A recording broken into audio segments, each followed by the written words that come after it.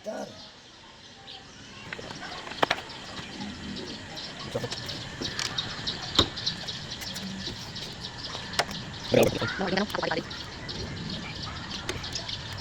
Di ba kamutukin ng ulit? Di ba kaunti ka lang kanyan? Tapos yun, kailangan mo. Tapos yun, tapos yun, dalawa na.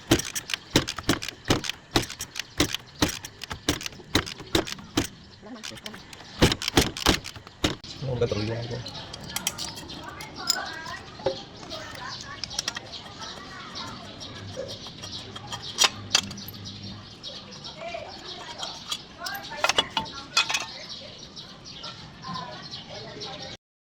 Ito kasi Lodi yung problema sa mga battery operated pagka nalulubat, lalo na malakas yung presyon nito. Hindi ka makapagpalabas ng kuryente, hindi mo makapandar. Lalo na pagka may problema din yung kanyang rectifier, hindi nagkakarga. Ayan.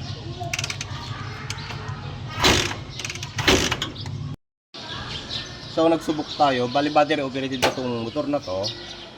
Converted na kasi, dati ito na AC. Ayan, may stator yan, andito yan. Kaya lang, ang ginamit na lang ay yung pulsar para sa trigger ng CDI. Nagpalit na rin sila ng CDI, hindi na ito yung stock na CDI niya. Battery operated na rin to. Kung titignan mo dito ay malakas na yung kuryente niya. Yan ang problema ng battery operated. Pagka mahina yung pagkaagawa mo sa rectifier, hindi niya matasusan. Pagka nanghina itong battery, ito ay talagang napakahina rin ng kuryente. Subukan natin to na tanggalin yung battery. Kumpara natin, ito yung may battery na peak ng kuryente. Yan o. Napakalayo ng kuryente niya. Pero pagka yung sarili niyang rectifier ang ginamit natin, tinanggal natin yung battery, paisa-isa lang.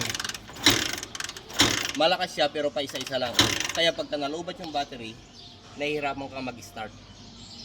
Kailangan maski paano magkalaman yung dating battery nito para madali mong paandarin. Lalo't 155 to, napakahirap paandarin to pagka hindi buo yung kuryente niya. Ngayon, susubukan natin, kakabit natin yung kanyang spark plug. Pero sa mga na-convert ng o nakapag-convert ng battery operated, kung minsan nagtataas sila o naglalakas sila ng light coil.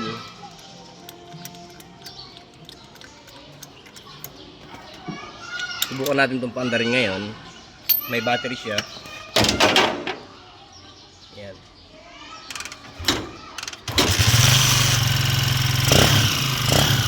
So, tatanggalin natin yung battery.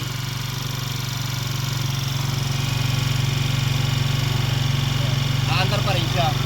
Ang nagiging problema lang yung starting.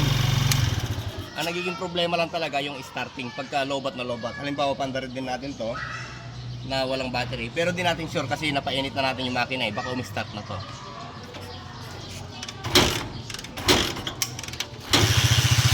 Umi-start na, napainit na natin yung makina. Ibig sabihin, naalis na natin yung mga naipon na deposito na hindi na lutong gasolina dito. Ayan. Kasi siguro, ay hindi nila mapaandar, paandar sila ng paandar, redondo sila ng redondo, eh mahina naman magbigay ng kuryente. Kaya yung mga gasolina na napupunta, na nasisipsip ng makina na galing dito sa carburetor, ay naipon dito. So nung napa-start natin siya ng may battery, na-wash out niya yung mga nakadeposito dito na hindi nasunog na gasolina. Kaya ngayon, aandar na siya kahit wala siyang battery.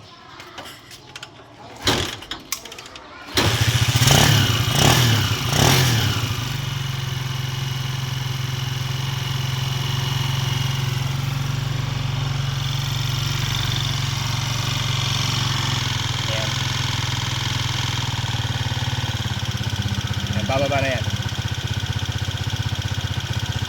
Kung makikita nyo dito Lodi, mayroon siyang spark dito sa charging. Ibig sabihin, good pa naman yung charging niya, nagkakarga pa naman.